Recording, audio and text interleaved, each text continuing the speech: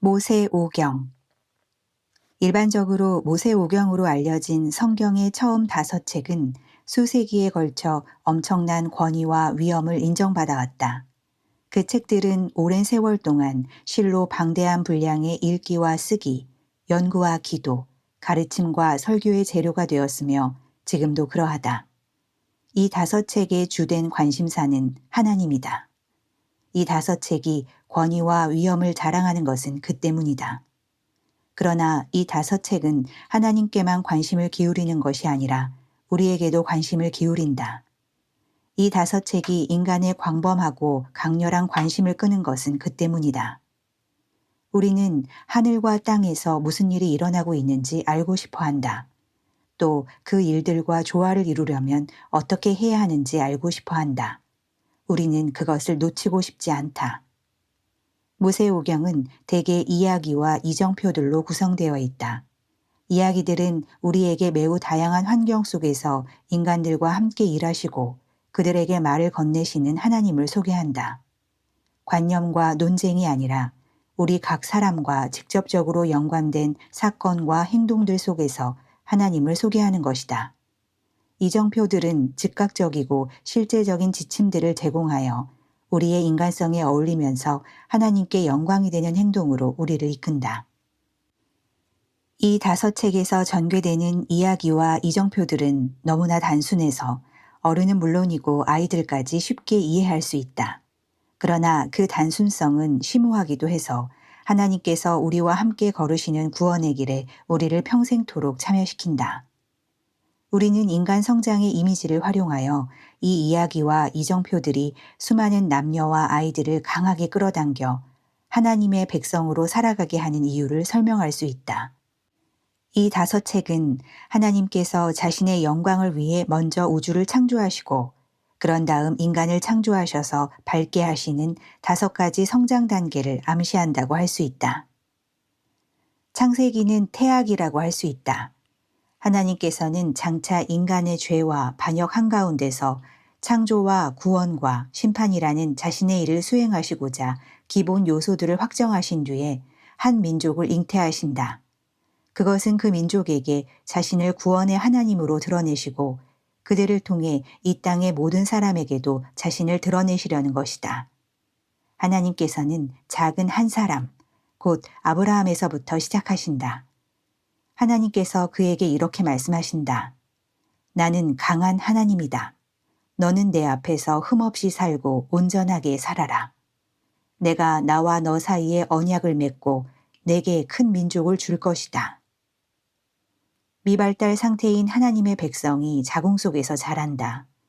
태아가 형태를 갖추어가면서 세부 기관과 훨씬 세부적인 기관들이 점점 분명하게 드러난다. 사라, 이삭, 리브가, 야곱과 에서, 라헬, 요셉과 그의 형제들이 그렇다. 임신이 진행되면서 자궁 안에는 분명 생명이 자라고 있지만 아직은 분명하지 않고 눈에 보이지 않는 것이 많다.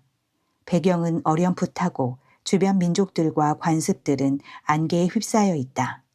하지만 하나님께서 잉태하신 생명은 발길질을 하면서 튼튼하게 자라난다. 출애굽기는 분만기와 유학이라고 할 수 있다.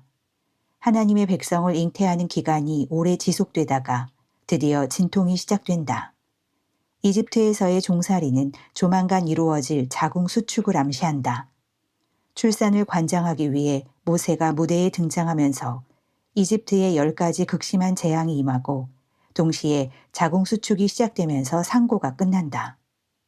홍해에서 바닷물이 갈라지고 하나님의 백성이 자궁에서 빠져나와 마른 땅에 이르고 하나님의 자유로운 백성으로서 그들의 삶이 시작된다. 모세는 기기도 하고 아장아장 걷기도 하는 그들을 이끌고 시내산에 도착한다. 이제 그들에게 젖이 공급된다. 하나님께서 산에서 그들에게 자신을 드러내시자 그들이 자신들의 어버이를 알아보기 시작한다. 그들은 자유와 구원의 언어를 배운다. 옹알이 내지 초보적인 어휘로 이곳에서 한마디 저곳에서 한마디를 익히면서 10마디를 익힌다. 이렇게 해라 저렇게 하지 마라와 같은 이정표들이 솟아오르기 시작한다. 그들의 유아기 생활을 가장 크게 지배하는 것은 하나님, 곧 살아계신 하나님이다. 그들이 하나님의 깊고 넓은 세계를 탐험하면서 예배가 그들의 주된 활동, 그들의 가장 중요한 활동이 된다. 그들은 자신들을 예배에 길들이고 예배용 구조물을 세우고 예배 순서를 익히는 일에 엄청난 주의를 기울인다. 그들은 하나님께 복종하고 하나님을 경배하는 일에 온통 주의를 기울인다. 그 결과 구름이 회막을 덮고 하나님의 영광이 성막에 가득했다. 구름이 회막 위에 있고 하나님의 영광이 성막에 가득했으므로 모세는 회막 안으로 들어갈 수 없었다. 레위기는 학령기라고 할 수 있다. 유아기에서 유년기로 접어들면 공식적인 학령기가 시작된다. 알아야 할 것이 많아진다. 이를 제대로 처리하도록 돕는 몇 가지 조직과 장치, 이를테면 읽기, 쓰기, 산수가 필요한 것이다. 그러나 하나님의 백성이 밟아야 할 기초 교과 과정은 하나님과 관련이 있다. 하나님과의 관계가 그들의 기초 교과 과정인 것이다. 레위기는 하나님의 백성이 필독해야 할 교과서다. 레위기는 시청각 교재나 다름없다. 그것은 하나님과의 관계에 실패하거나 죄, 용서와 무죄 상태를 회복했을 때, 구원, 하나님의 백성이 깨어서 준수하는 제사의식과 절기를 그림으로 그려 보여준다. 일상생활은 끝없이 이어지는 구체적 세부조항으로 이루어진다. 그 세부조항 가운데 상당수는 우리가 하나님 앞에서 어떻게 행동하고 서로에게 어떻게 처신해야 하는지와 관련이 있다. 그렇기 때문에 레위기가 하나님께서 중요하게 여기시는 끝없는 세부조항으로 이루어져 있는 것은 당연한 일이다. 너희는 나의 모든 규례와 나의 모든 법도를 지켜라. 그대로 지켜 행하여라. 나는 하나님이다. 민수기는 청소년기라고 할 수 있다. 청소년기는 우리가 누구인지를 꼬치꼬치 따지는 시기다. 대개의 경우 이 시기가 되면 스스로를 돌볼 수 있을 만큼 신체적으로 충분히 자란 상태에 도달한다. 분명 어느 정도 한계가 있기는 하지만 정신적으로도 스스로 사고할 수 있을 만큼 충분히 발달한 상태가 된다. 우리는 자신이 단순히 부모의 연장선도 아니고 우리 시대 문화를 반영하는 거울상도 아니라는 것을 깨닫는다. 그러면 우리는 누구인가? 특히 하나님의 백성으로서 우리는 누구인가? 민수기에 등장하는 하나님의 백성은 처음으로 독립적으로 행동하고 사고하기 시작하면서 불가피하게 실수를 연발한다. 그들의 두드러진 실수 가운데 하나가 반역이다. 그들은 자신들의 하나밖에 없는 정체성을 실험한답시고 부모 세대 및 그 문화와 관계 맺기를 거부한다. 그것은 자기 자신을 잃지 않으려고 동원하는 가장 쉽고도 가장 저속한 방법이다. 그러나 사실 그런 자신에게는 딱히 이렇다 단언할 만한 것이 많지 않다. 성숙은 우리가 태아기와 분만기, 유아기와 학령기를 거치면서 습득한 것을 잘라냄으로써 이루어지는 것이 아니라 통합함으로써 이루어진다. 하나님의 백성은 거의 40년 가까운 대단히 긴 청소년기를 광야에서 보낸다. 신명기는 성인기라고 할 수 있다. 성숙한 삶은 종합작용으로 이루어진다. 성장은 기나긴 과정이다.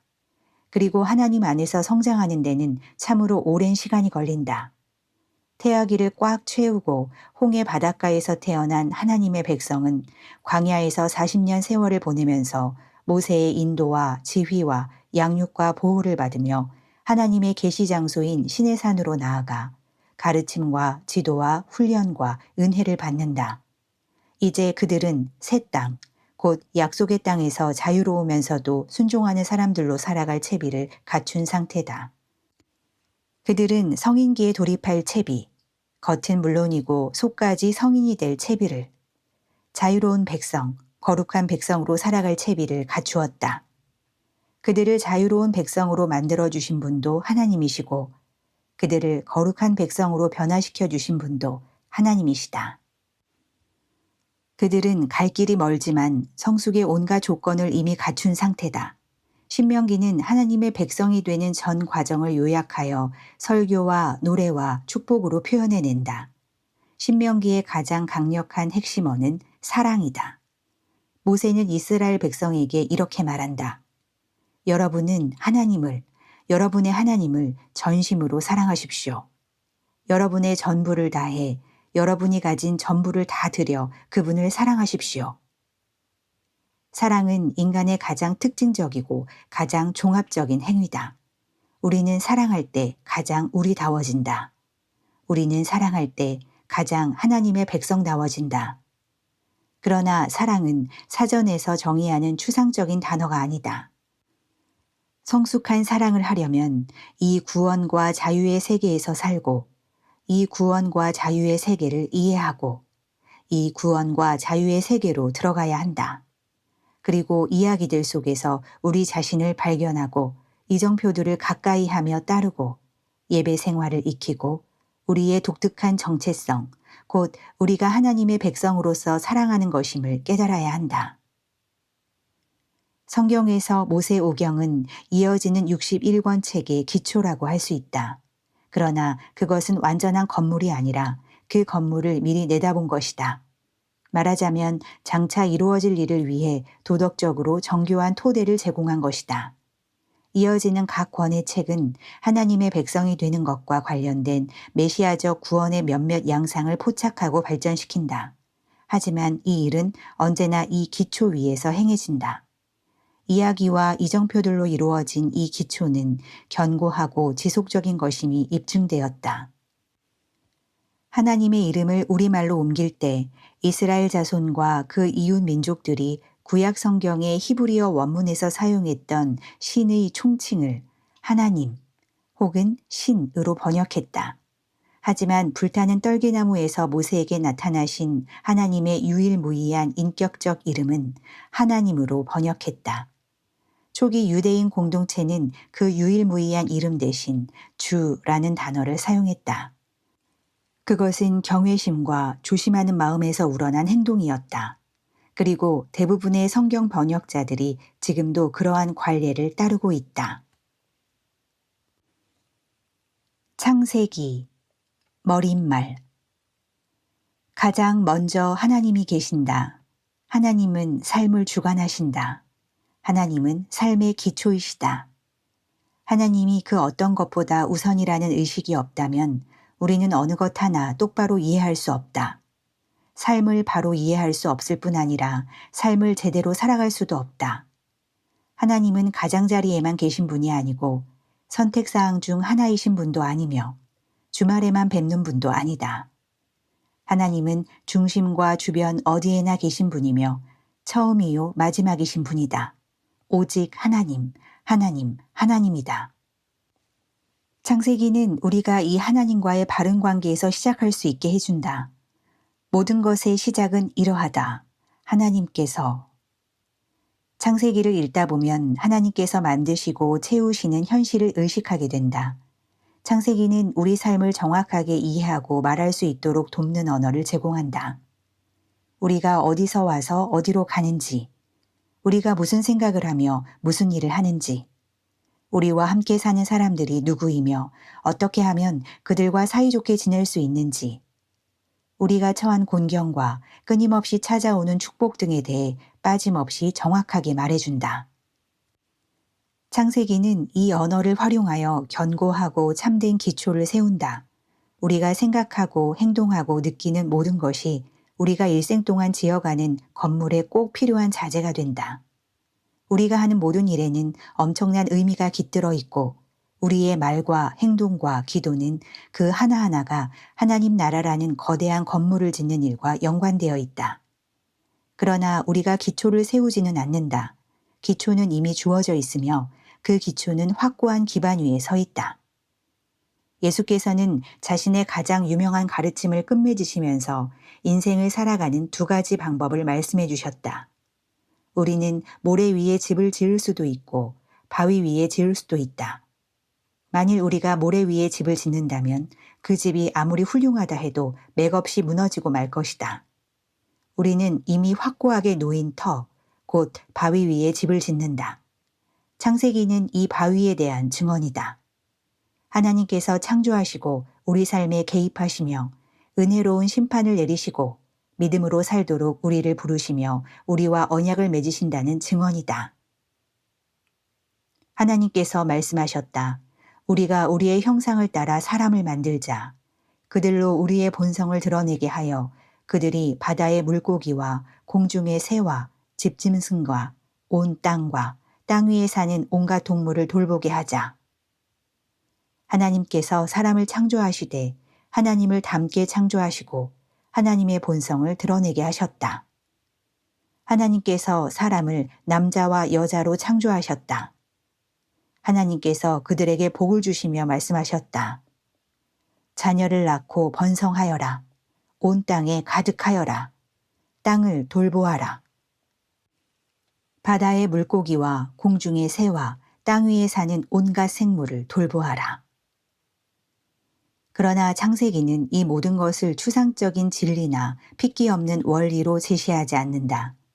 창세기는 구체적인 이름을 가진 사람들의 이야기를 연속해서 보여준다. 그들은 사랑하고 다투고 믿고 의심한다. 결혼해서 자녀를 낳고 죄를 짓고 은혜를 경험한다.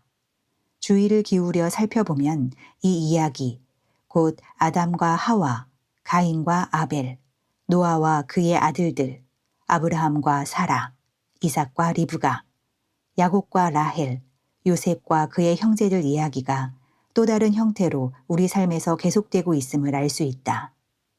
이 이야기들은 우리가 하늘과 땅에서 일어나는 어떤 일에도 외부인이나 구경꾼일 수 없음을 분명히 보여준다.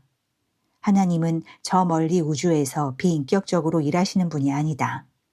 그분은 우리를 찾아오신 바로 그 삶의 자리에서 우리와 함께 일하시는 분이다. 우리가 선한 일을 하든 나쁜 일을 하든 우리는 하나님께서 행하시는 모든 일에 계속해서 참여할 수밖에 없다. 누구도 예외일 수 없고 빠져나갈 수도 없다. 그러므로 우리는 그 이야기 속에서 시작하고 그 이야기 속에서 우리의 자리를 찾아야 할 것이다. 맨 처음부터 말이다. 출애굽기 머릿말. 인류는 곤경에 처해 있다. 우리는 오랫동안 곤경 속에서 살아왔다. 수많은 사람들이 이 곤경에서 우리를 건져내기 위해 엉망인 이 세상을 말끔히 치우기 위해 엄청난 노력을 기울여왔다. 이 진창에서 우리를 끌어내려고 온 힘을 기울이는 사람들, 곧 부모와 교사, 의사와 상담가, 통치자와 정치인, 작가와 목회자들의 역량과 인내와 지성과 헌신은 여간 인상적인 게 아니다. 이러한 활동의 중심에 하나님이 계신다. 하나님께서 우리를 곤경에서 건져내기 위해 행하시는 일, 그것을 포괄하는 용어가 다름 아닌 구원이다. 우리 스스로 할 수 없는 일을 하나님께서 우리를 위해 하시는 것, 그것이 구원이다. 하나님의 백성이 사용하는 어휘 중에서 가장 중요한 단어가 바로 구원이다. 출애굽기는 하나님께서 행하시는 구원을 담고 있는 감동적이고 극적인 실화다. 하나님께서는 모세를 통해 그분의 백성에게 말씀하신다. 나는 하나님이다. 내가 이집트의 혹독한 강제 노동에서 너희를 이끌어내겠다. 내가 너희를 종살이에서 구해내겠다. 내가 직접 나서서 강력한 심판을 행하여 너희를 속량하겠다. 내가 너희를 내 백성으로 삼고 너희 하나님이 될 것이다. 너희는 내가 이집트의 혹독한 강제 노동에서 너희를 이끌어낸 하나님, 너희 하나님인 것을 알게 될 것이다. 나는 아브라함과 이삭과 야곱에게 주기로 약속한 땅으로 너희를 데리고 가서 그 땅을 너희에게 주어 너희 나라가 되게 하겠다. 나는 하나님이다. 이 이야기는 노래와 시, 연극과 소설, 정치와 사회 정의, 회개와 회심, 예배와 거룩한 생활로 재생산되면서 수세기에 걸쳐 엄청난 결과들을 낳았다. 이 이야기는 지금도 사람들, 특히 곤경에 처한 사람들의 상상력을 끊임없이 사로잡는다. 의미심장하게도 하나님은 추상적인 진리나 엄밀한 정의나 주의를 끄는 구호가 아닌 이야기로 구원을 제시하신다. 출애굽기는 줄거리와 등장인물이 있는 이야기, 다시 말해 의도와 인격적 관계가 있는 이야기 속으로 우리를 끌어들인다. 이야기는 먼저 우리의 상상력을 통해 참여를 유도한다. 그런 다음에는 우리에게 의지가 있을 경우 믿음을 통해 우리의 삶 전체를 걸고 하나님께 응답하도록 참여를 유도한다. 이 출애굽 이야기는 지금도 하나님께서 공경에 처한 사람들을 역사의 혼란으로부터 건져내어 구원의 나라로 이끌기 위해 사용하시는 주요 수단이다. 출애굽기의 반 정도는 가혹한 학대를 받던 미천한 한 민족이 종살이에서 건진받아 자유로운 삶으로 옮겨가는 흥미진진한 이야기다. 나머지 반은 구원받은 삶, 곧 자유로운 삶을 지루하다 싶을 정도로 세심하게 가르치고 훈련시키는 과정이라고 할 수 있다. 구원 이야기는 이 둘 중 어느 한쪽이라도 없으면 온전하게 될 수 없다. 레위기, 머릿말. 인류가 결코 포기하지 않는 습관 가운데 하나는 하나님을 길들이겠다는 고집이다. 우리는 하나님을 길들이겠다고 결심한다. 우리의 계획을 위해 하나님을 이용할 방법을 생각해낸다. 우리의 계획과 야망과 기호에 들어맞는 크기로 하나님을 축소시키려 한다. 그러나 성경은 우리가 그럴 수 없다고 훨씬 더 고집스럽게 말한다. 하나님이 우리의 계획에 딱 들어맞으실 리가 없다. 오히려 우리가 그분의 계획에 맞춰야 한다. 우리는 하나님을 이용할 수 없다. 하나님은 도구나 기구나 신용카드가 아니시다. 너희는 내가 명령한 것을 행하고 내가 일러준 대로 살아라. 나는 하나님이다. 나의 거룩한 이름을 더럽히지 마라. 나는 이스라엘 백성 가운데서 거룩하게 높임을 받기 원한다. 나는 너희를 거룩하게 하는 하나님이다. 나는 너희 하나님이 되려고 너희를 이집트에서 이끌어낸 하나님이다. 나는 하나님이다. 우리는 소원 성취라는 우리의 환상이나 세상의 명성을 얻으려는 이상적인 계획에 하나님을 끌어들이려고 시도한다.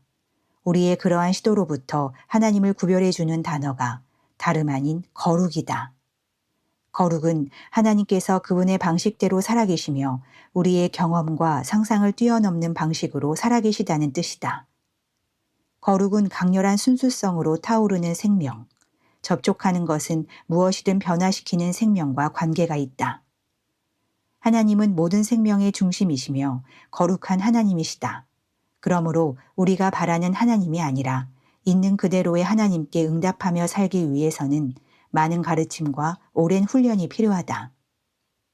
레위기는 이집트에서 건진받은 우리의 조상이 가나안 땅에 정착하기 위해 길을 떠나는 이야기에서 잠시 쉬어가는 대목이라 할 수 있다.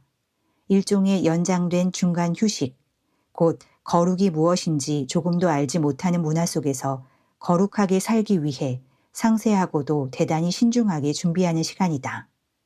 이 백성은 가나안에 들어가는 순간 우상이라는 일촉즉발의 치명적인 지뢰밭을 지나가야 할 것이다.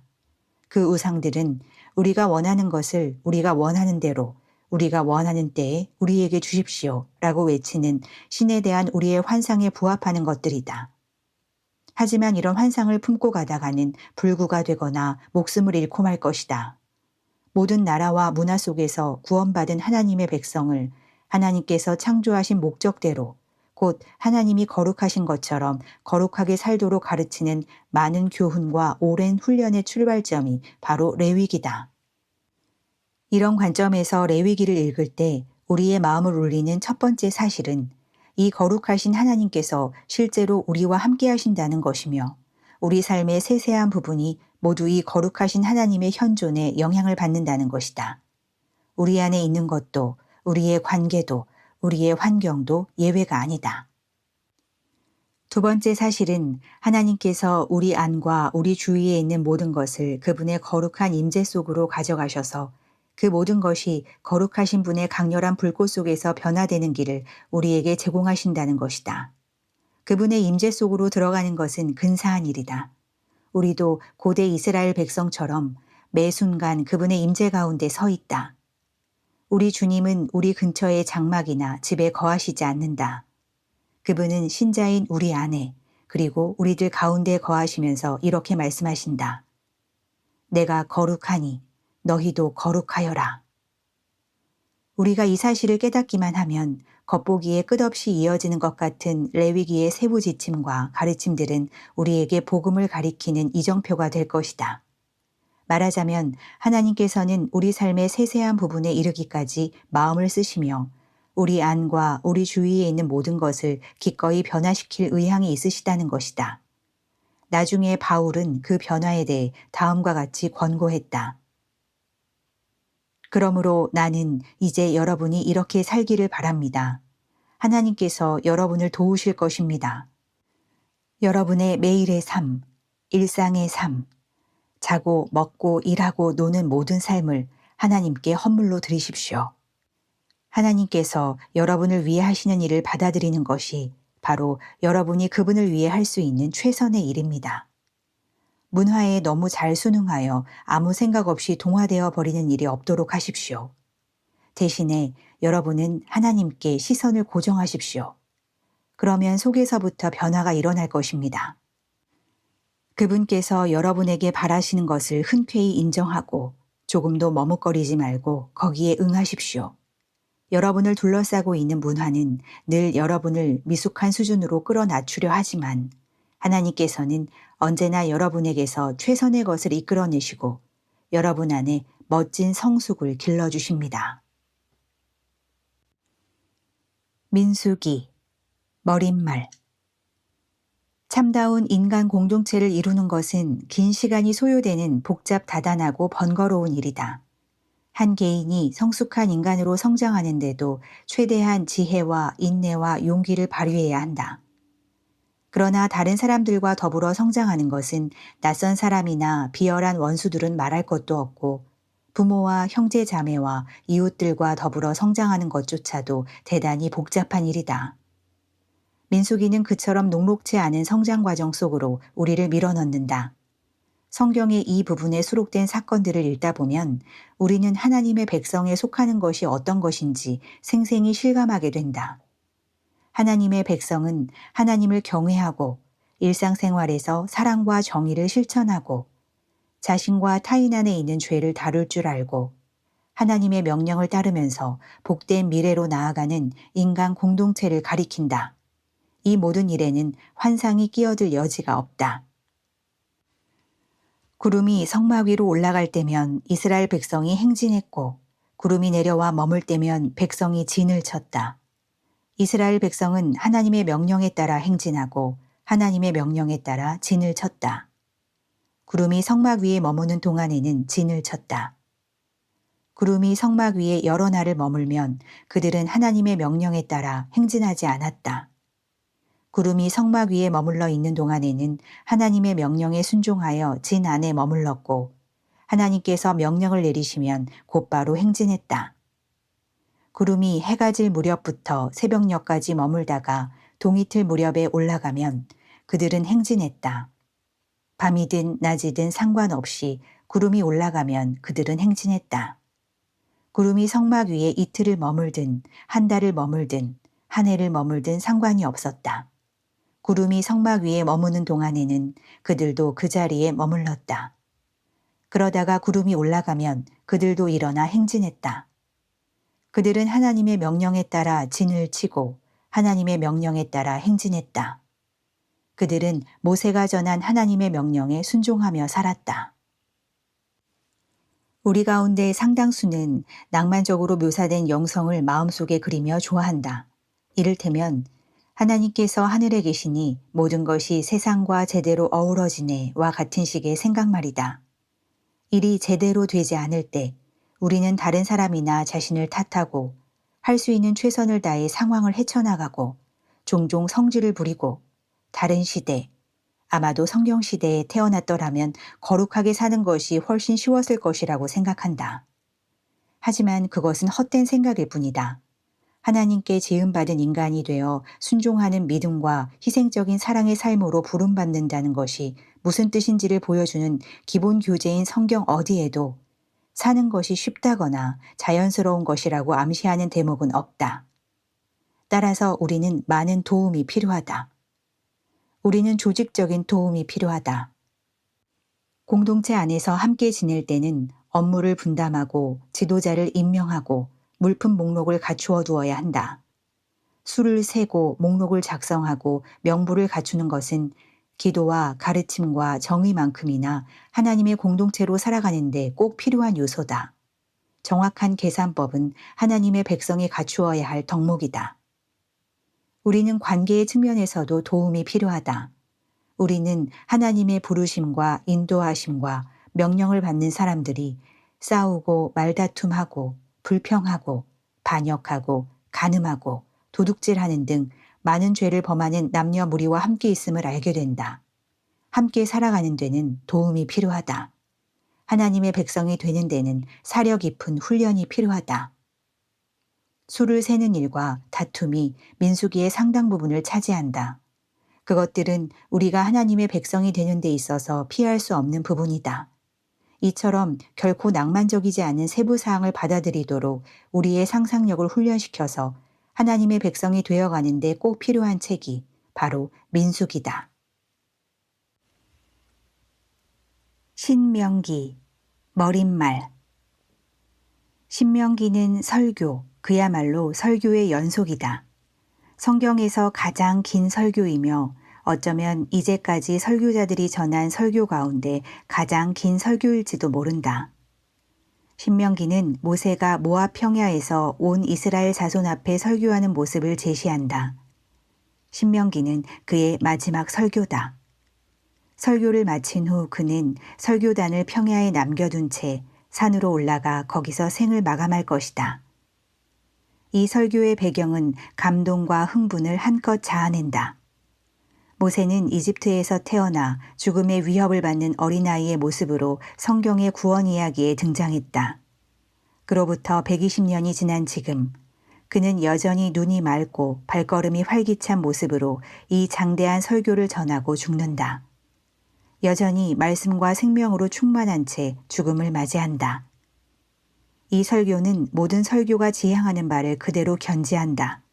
말하자면 과거에 기록되고 선포된 하나님의 말씀을 고르고 조상의 경험과 개인의 경험을 취하여 그 말씀과 경험을 지금 여기서 하나의 사건으로 재현하는 것이다. 하나님의 말씀은 연구 대상으로만 존재하는 문학적 가공물이 아니다. 인간의 경험 역시 그저 후회나 감탄을 불러일으키기 위해 존재하는 죽은 역사가 아니다. 모세가 이 설교 전체에 걸쳐서 오늘이라는 말과 이날이라는 말을 모자이크처럼 계속 반복해서 사용하는 이유는 청중의 주의를 팽팽하게 붙잡아 즉각적인 응답을 이끌어내려는 것이다. 이렇게 살아라, 지금 당장 이라고 말씀하시는 하나님의 충만한 계시를 통해 인간의 다양한 경험은 생명을 얻고 구원을 얻는다.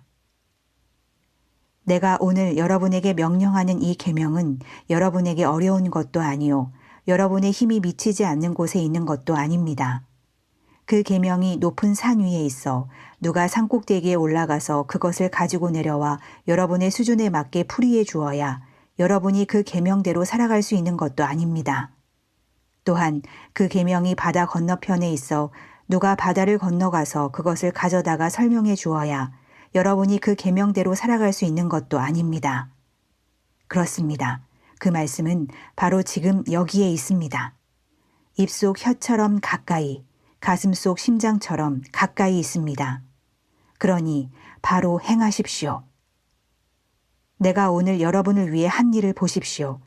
내가 여러분 앞에 생명과 선, 죽음과 악을 두었습니다. 내가 오늘 여러분에게 명령합니다. 하나님, 여러분의 하나님을 사랑하십시오. 그분의 길을 따라 걸어가십시오. 그분의 계명과 법도와 규례를 지키십시오. 그러면 여러분이 참으로 살고 풍성하게 살 것입니다. 하나님, 여러분의 하나님께서 여러분이 들어가 차지할 땅에서 여러분에게 복을 내리실 것입니다. 모압 평야는 이집트 땅에서 약속의 땅으로, 종의 상태에서 자유인의 상태로 나아가는 40년 여정의 마지막 정거장이다. 하나님 공동체로서의 이스라엘 백성은 구원, 방황, 반역, 전쟁, 섭리, 예배, 인도하심 등 많은 것을 경험했다. 또한 이스라엘 백성은 하나님께로부터 계명과 언약 조건과 제사 절차에 관해 들었다. 그리고 요단강을 건너 새 땅을 차지할 준비가 된 지금 모세는 모압 평야에서 이 위대한 설교를 전하면서 이스라엘 백성이 경험한 것과 하나님이 알려주신 것을 하나라도 잊어서는 안 된다고 당부한다. 그는 이스라엘 백성이 경험한 구원과 섭리를 현재 시제로 옮기고 하나님께서 알려주신 계명과 언약도 현재 시제로 옮긴다. 그런 다음 그는 당부와 노래와 축복으로 그 모든 것을 마무리하며 오늘 여기서 순종하는 믿음의 삶을 시작하도록 그들을 떠나보낸다. 자, 가자.